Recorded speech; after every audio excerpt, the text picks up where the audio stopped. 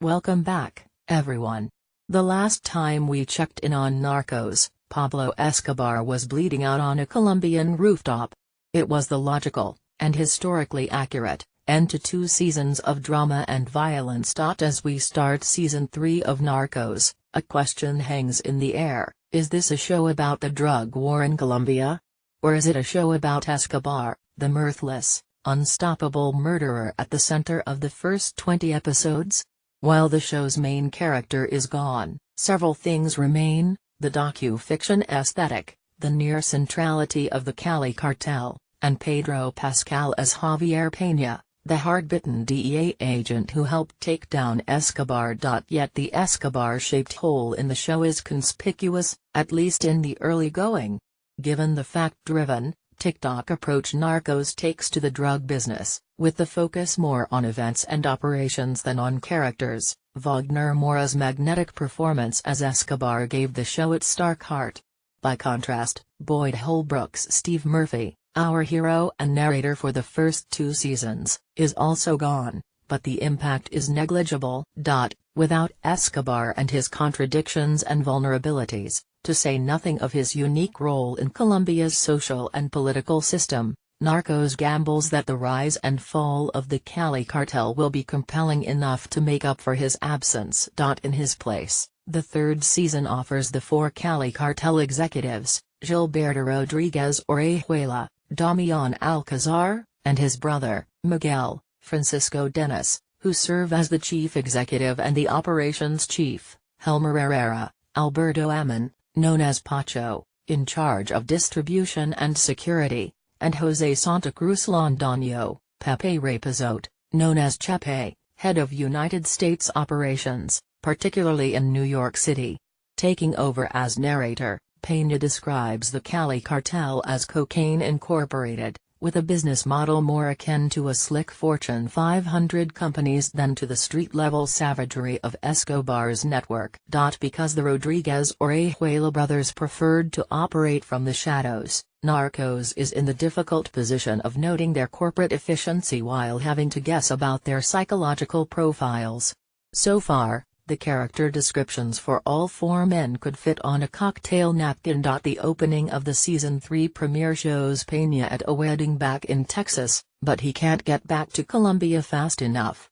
The locals are treating him like a conquering hero, but he's acutely aware of the flaws and the ultimate futility of the mission that killed Escobar. He also runs into his ex from a decade before, reminding him of the more fulfilling life he decided to leave behind. He returns to Bogotá with a promotion in hand but a more cynical view of the drug war and what can be done to advance it. All he can do is focus on the new bad guys and table his misgivings about what apprehending them might accomplish in the end. The Cali cartel, however, is looking to lay down arms early. At a gathering of all the relevant operatives, Gilberto announces that they've been working on a deal to end their cocaine business after 6 months. Just as Joseph Kennedy used bad money to pave the path to dynastic legitimacy, says Gilberto, the callous will be able to retain their fortune for the modest cost of surrendering labs, safe houses and trafficking routes, and in return for serving minimal prison sentences. The speech gets a tepid reaction, but just the possibility of exiting the drug business relatively unscathed presents a sharp contrast with the manner of Escobar, an outlaw committed to going out in a blaze of glory. At the same time, they don't extend the same courtesy to those looking to tender their resignation.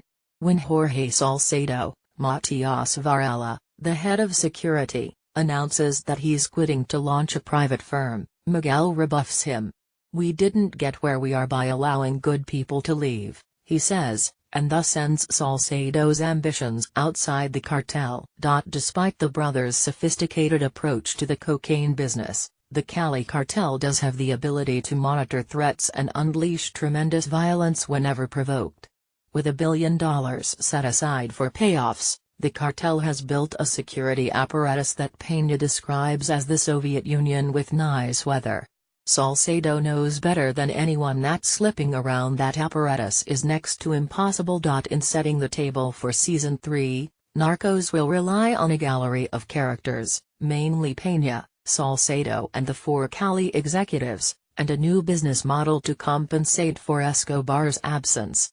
For now, its nose-to-the-grindstone approach seems to be showing its limitations. A bare-bones wiki history of the Cali cartel does not make for inspired television. Parting shots rather than recap every episode of Narcos, as I did for the previous 2 seasons. I'm only checking in here, and then I'll have a season-long recap ready in the next week or so. Perhaps my first impression will turn out to be Phil.